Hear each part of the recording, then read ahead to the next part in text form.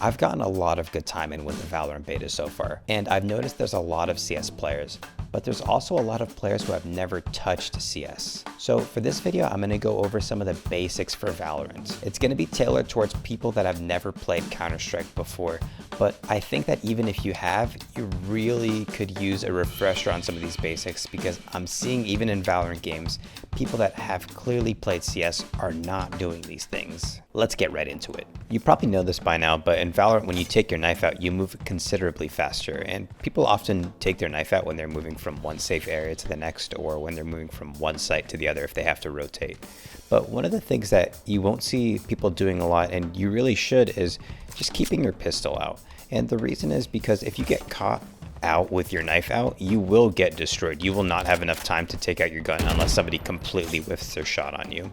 So what I recommend for a lot of players is keep your pistol out, because you still move considerably quick with your pistol, and if you do get caught out, at least you have a fighting chance of fighting back.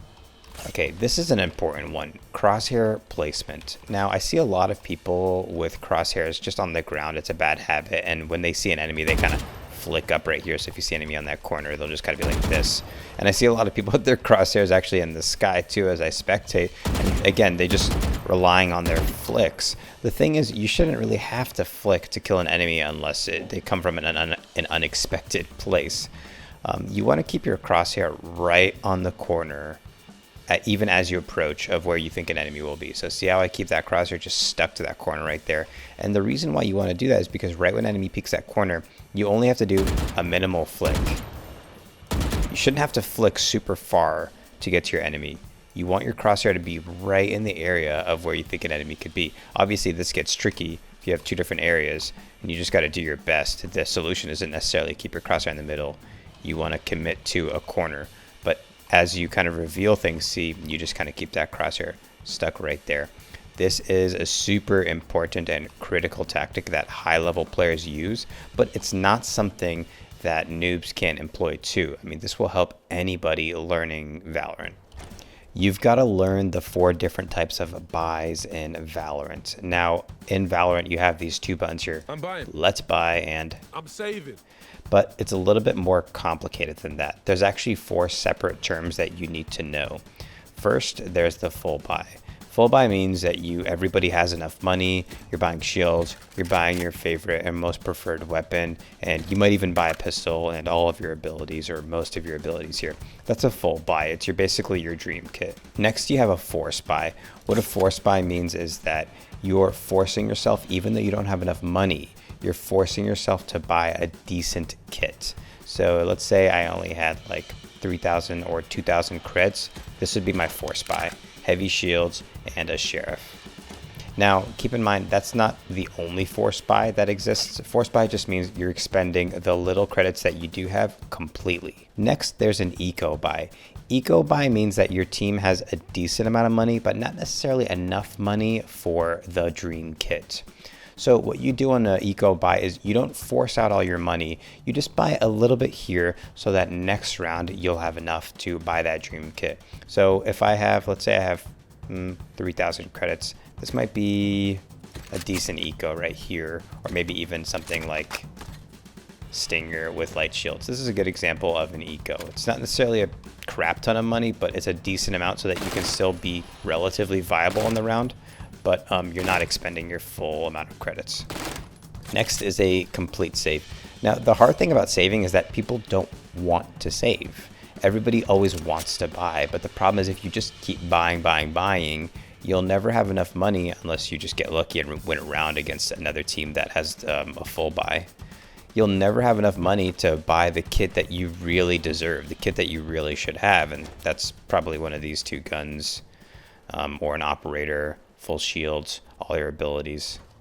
Okay, the next one is as a defender. I see a lot of defenders just rotating extremely slow, and this is something that always plagued us in Counter-Strike 2.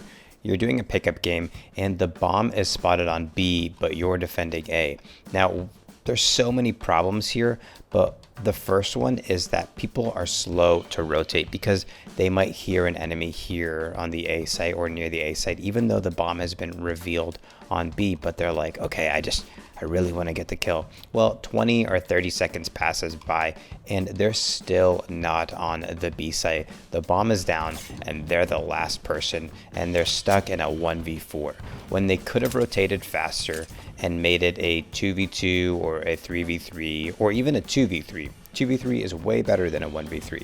A 1v3 is well, maybe you should consider saving, and a 2v3 is, okay, let's go for this.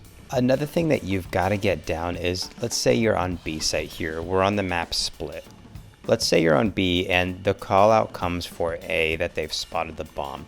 Okay, a lot of people waste the time it takes to rotate over to A.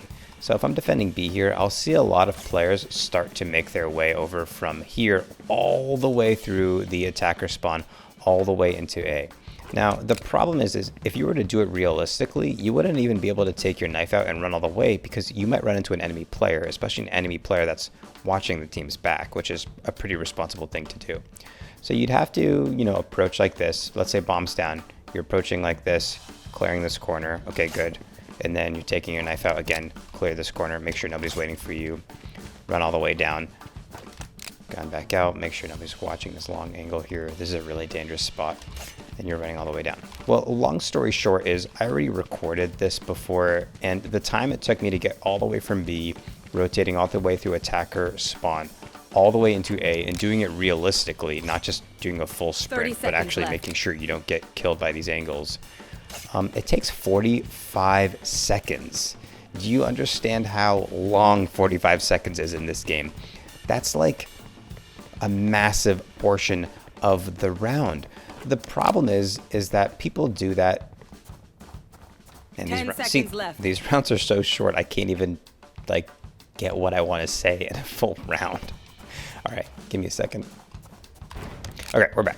So the reason people do this is they think that if they rotate through the T spawn that they'll be somehow quick enough that the enemy team will not expect them to come from the A main area. The problem is that by the time you get there, they'll have planted and they will definitely be expecting you. Don't be fooled. Don't think that the enemy team is not as smart as you. Don't think that the enemy team will not expect you to come from A main, because they will. And even if they haven't pushed onto site yet, they will, or they should have a player watching their back and will be ready for you to hit them from their 6. The responsible thing to do is if the bomb comes out on A, immediately come here and you have to make a decision. Do you want to rotate through your spawn or you want to rotate through mid? What I would say is always default to rotating through your spawn. I see people going through mid and they don't even make it to A site because they get caught out by somebody who's watching for those rotates. The problem is that you can't even rotate that fast through mid because you have to have your gun out and you have to be watching angles all the time. Whereas if you rotate right through CT, sorry, defender, you can take your knife out because you'll know you'll be relatively safe. You can just fly right into here and boom, you have access to heaven right here. You might be able to catch somebody out. If you wanted to, you could peek ramp, or you could just keep moving right to site and just get some really good site access here. If anybody is still trying to plant, you can deny them right here. If they've planted, boom, you have access to the site right here. And I've already timed it, but moving directly from anchoring B site to A site, it's 25 seconds. That's 20 seconds slower than rotating all the way through T spawn. So my recommendation, if you're on B site or vice versa, you're on A site and the call out comes for the other site, just don't delay, immediately start the rotate and default to rotating through the defender spawn. Don't try to get cheeky with it. Don't try to get fancy. Just help your team. All right, next thing in this game that you've probably realized by now is you have to stop to shoot, or you have to be moving slow to shoot. So in this game, obviously, if you move and shoot, you'll find that you won't have much luck. So let's say I'm going to strafe around this corner really quickly, and I'm going to try to fire at a pretend enemy.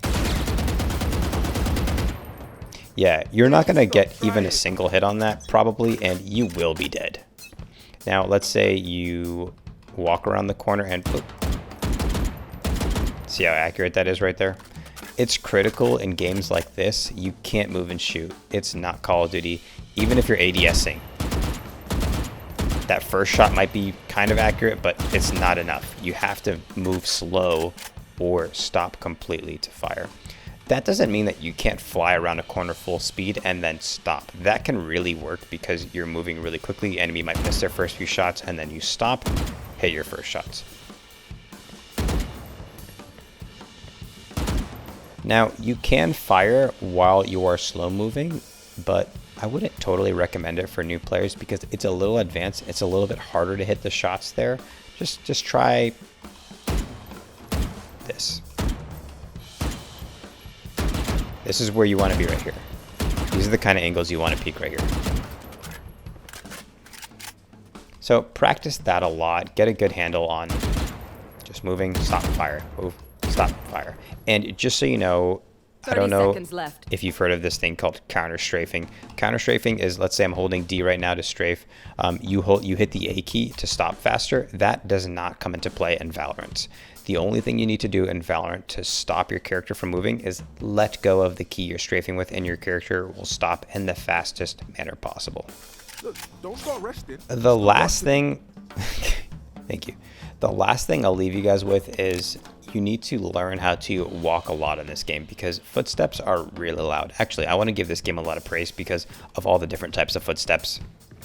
Because you can hear when someone's on wood, you can hear when they're on stone, you can hear when they're on metal. It's really good. The sound design is very impressive in this game. It's obviously designed for competitive style play, and I love it.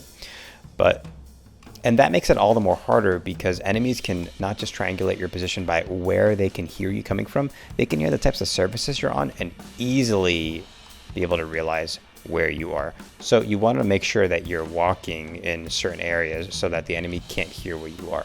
That doesn't mean be walking all the time. It doesn't mean that you should be walking when you're rotating to the next site. You want to get there quickly, but it does mean that you want to make sure that you're walking right up to the point where you're about to peek somebody so they don't know exactly when you're going to peek them.